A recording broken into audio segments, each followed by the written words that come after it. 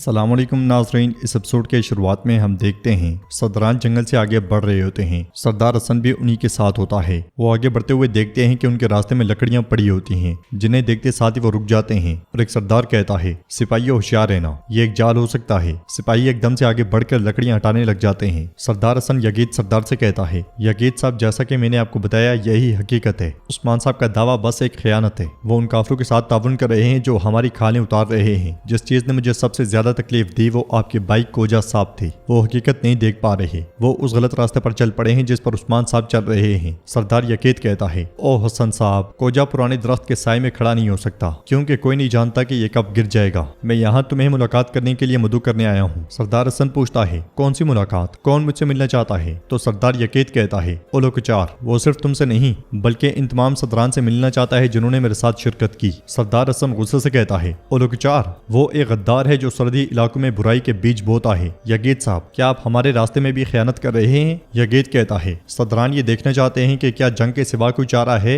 लेकिन वो ये भी देखेंगे कि ये कोशिशें रईगा नहीं जाएंगी। सरदार हसन पूछता है, क्या आपके भाई को ये मालूम है? तो सरदार यकीद कहता है, अभी तक नहीं, वो भी वक्त आने पर जान लेगा। सिपाही लकड़ियां हटाते हैं और वो सब आगे बढ़ना शुरू हो जाते हैं। दूसरी तरफ उस्मान साहब सिपाहियों के साथ आगे बढ़ रहे होते हैं कि इसी लम्हे क्योमाज वहां पे आता है। क्योमाज के साथ मौजूद शामिल कहता है, और खान साहब आपका इंतजार कर रहे हैं, उन्होंने हमें आपको बताने के लिए भेजा है। बाला खतून कहती हैं, या अल्लाह, हमें ऐसा दुख ना देना, उसने अपने भाई के लिए अपने आप को खतरे में डाल दिया। तो उस्मान साहब कहते हैं, बिल्कुल भी मायूस और परेशान ना हो, हम उन्हें किसी न किसी तरीके से बचा लेंगे, वो फिर कभी हमारे खानदान तक नहीं पहुंच पाएंगे। क्योमाज कहता है, मेरे हुजूर करारगाह के इक़दाम सख्त हैं। तो उस्मान साहब कहते हैं, जितने भी सख्त हों उससे फर्क नहीं पड़ता, जब तक जिसारत हमारे दिल में और तलवार हाथ में है हमें कोई रोक नहीं सकता। उन्होंने हमें हमारे बच्चों के जरिए आजमाया, अब हमारी तलवारें उनका अंजाम होंगी। ये कहते और सुनते साथ ही वो सब आगे बढ़ते हैं। दूसरी तरफ सोगौत की मस्जिद में तुर्कुत नमाज अदा कर रहे होते हैं। नमाज के बाद वो हाथ उठा के दुआ मांगते हैं। काई के बले में सोफिया आगे बढ़ रही होती है, इसलिए में हरिस्तो वहां पहुंचता है। सोफिया उससे पूछती है, क्या बुरसा में सब कुछ ठीक है हरिस्तो? तो हरिस्तो कहता है, ग्लाडियोस ने बुरसा पे कब्जा कर लिया है। यह सुनकर सोफिया गुस्से से लाल हो जाती है। हरिस्तो मजीद कहता है, ग्लाडियोस ने आपके वफादार सिपाहियों को मार डाला है। यह सुनकर सोफिया मजीद परेशान होते हुए कहती है, क्या कह रहे हो ग्लाडियोस, क्या तुमने मेरे बाबा के बाद मुझे भी धोखा दिया? ये कहते साथ ही वो हरिस्तो को गिरबान से दबोच लेती है और कहती है, नहीं नहीं, बुरसा मेरा है, मैं उसे कभी नहीं छोड़ूंगी, तुम पर अफसोस है, अफसोस है।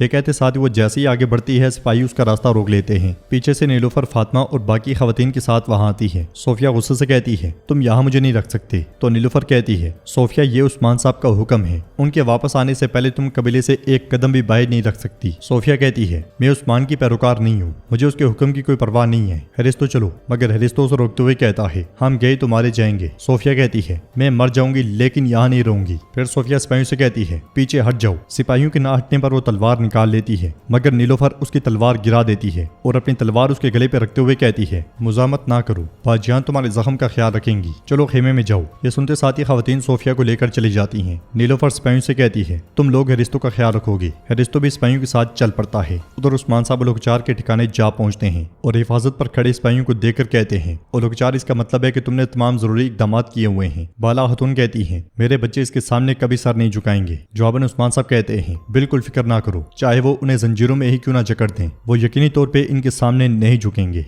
बाला खतून पूछती हैं, हम ये कैसे करेंगे उस्मान साहब, हम अपने बच्चों को वहां से कैसे निकालेंगे? तो उस्मान साहब कहते हैं, हम इनकी पिछली तरफ से वार करेंगे, चलो मेरा ताकुब करो। ये सुनते साथ ही खवातीन और सिपाही निकल पड़ते हैं। उधर हम देखते हैं कि जंगल में सदरान एक मुकाम पे मौजूद होते हैं, इसलिए में लोकचार वहां पे आता है और सदरान को देखकर बाजू फैलाते हुए कहता है, मैंने तुम लोगों के बुजुर्ग होने की हैसियत से तुम्हें दावत दी, पैरोकारों के तौर पर तुम लोगों ने जो जरूरी था वो किया और मेरी दावत का जवाब दिया। सलामत रहो, खुश आमदीद। मेरे पास आकर तुम लोगों ने जंग का नहीं बल्कि सुलह का रास्ता चुना है, खून की नदी की तरफ जाने वाला नहीं बल्कि अमन का रास्ता चुना है। सरदार यगीद आके बढ़ते हुए कहता है, हर कोई जानता है कि हम तमाम सदरान का असल में एक ही मकसद है और एक ही रास्ता है। और लोकचार, हमने अभी तक इस चीज का इंतखाब नहीं किया, हम इन सरहदों पर बहुत दूर से आए हैं, हम अपना निजाम और हैसियत खुद कायम करना चाहते हैं, लेकिन हम देख रहे हैं कि हमारे दुश्मन चाहे कितने ही क्यों ना हो, वो सब एक ही सफ में खड़े हैं। हमसे अमन और मुफाहमत का वादा करते हुए क्या तुम चाहते हो कि हम अपने दुश्मनों की सफों में खड़े हो जाएं? तो एक सरदार कहता है, यगीद साहब ठीक कहते हैं, हम इसे कबूल नहीं कर सकते। फिर सरदार हसन आगे बढ़ते हुए कहता है, हमने उस्मान साहब के पास जाकर उनके आगे घुटने नहीं टेके और इसका हरगिज़ ये मतलब नहीं कि हम तुम्हें अपने दिल में जगह दे देंगे। अगर जरूरत पड़ी तो हम ये मैदान जरूर छोड़ देंगे, लेकिन तुम्हें अमान नहीं देंगे। दूसरी तरफ उस्मान साहब और उनके सिपाही करारगाह के पास मौजूद मंगोलों को काटना शुरू कर देते हैं। दरख्त के पीछे छुपी हलीमा आगे बढ़ने वाले मंगोल को काट डालती है, जबकि दरख्त के पीछे से निकलने वाला तुरान कुल्हाड़े से मंगोल को जहन्नुम वासिल कर देता है। वो सब सफाया करते करते करारगाह तक जा पहुंचते हैं। फिर उस्मान साहब को छोड़ा हुआ तीर उरहान की रस्सियां काट डालता है। तीर मारने के बाद उस्मान साहब बाला खतून और सिपाहियों के साथ मंगोलों के सामने आ जाते हैं। उस्मान साहब को देखकर उरहान, जेर कुतई और अलाउद्दीन बहुत खुश होते हैं और उस्मान साहब कहते हैं, हम गिदड़ों के इस ठिकाने को मुकम्मल तौर पे तबाह कर देंगे। बाला खतून कहती हैं, इन्होंने हमसे हमारे बच्चों को छीना, हम इनकी मौत बनेंगे। ये कहते और सुनते साथ ही वो सब मंगोलों पे चढ़ दौड़ते हैं। जिंदान के बाहर खड़े एक मंगोल को उरहान दबोच के तलवार खींच लेता है। फिर उस तलवार से जेर कुतई और अलाउद्दीन की रस्सियां काट डालता है, जबकि उस्मान साहब मुसलसल मंगोलों पे गजब डा रहे होते हैं। उरहान दरवाजा खोलता है और जेर कुतई के साथ बाहर आ जाता है, मगर एक मंगोल अलाउद्दीन को लात मारकर अंदर धकेलता है और वहीं पे उस पर हमला कर देते हैं। बाहर निकलते साथ ही जेर कुतई की तलवार मंगोलों का खून बहाना शुरू कर देती है। जिंदान के अंदर अलाउद्दीन भी मंगोलों का मुकाबला करने की कोशिश कर रहा होता है। उरहान भी मंगोलों को जहन्नुम में पहुंचाता ही चला जाता है। अलाउद्दीन को मुश्किल में देखकर हलीमा जिंदान में दाखिल होती है और मंगोल का काम तमाम कर देती है। हलीमा को देखकर अलाउद्दीन बहुत खुश होता है और उससे प्यार करते हुए कहता है, मेरी बहन हलीमा, क्या तुम हो? तो हलीमा हाँ में सर हिलाती है और कहती है, हाँ भाई मैं हूँ, मैं हलीमा हूँ। यह सुनते साथ ही अलाउद्दीन उसे गले लगा लेता है और कहता है, तुम्हें हमारे पास वापस लाने वाले अल्लाह पर कुर्बान जाऊं। अल्लाह का शुक्र है जिसने हमें दोबारा इकट्ठा किया। हलीमा एक मंगोल की तलवार उठाकर उसे देती है और कहती है, अब से मिलकर लड़ेंगे भाई। अलाउद्दीन कहता है, बिल्कुल बिल्कुल, तुम माँ जैसी लगती हो, तलवार भी उन्हीं की तरह चलाती हो, चलो मेरे पीछे आओ।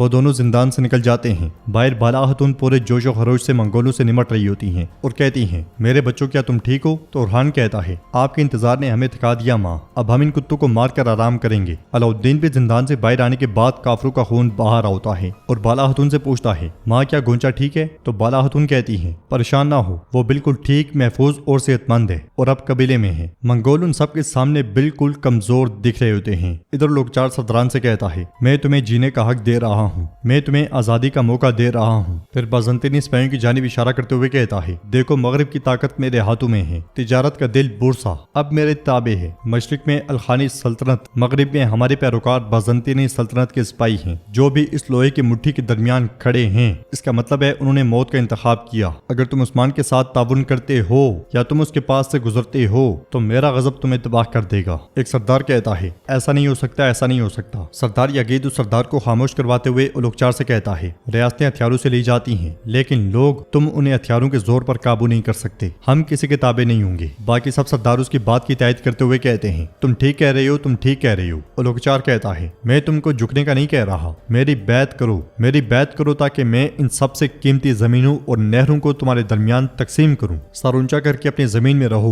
यह सुन के सरदार यगीद कहता है, तो फिर हम इस मामले पर आपस में मशवरा करेंगे, तुम हमारी तरफ से कुछ वक्त तक खबर का इंतजार करो। सरदार हसन गुस्से में लोकचार को देख रहा होता है। तो नाज़रीन, इसके साथ ही एपिसोड भी इख्तिताम पजीर होती है। वीडियो पसंद आए तो लाइक कर दें, शेयर कर दें, सब्सक्राइब नहीं किया हुआ तो सब्सक्राइब करने के साथ साथ घंटी वाले आइकन को दबाना मत भूलें। मिलते हैं इंशाअल्लाह नेक्स्ट वीडियो में, तब तक के लिए रखें अपना और अपनों का बहुत ज्यादा ख्याल। अल्लाह निगहबान।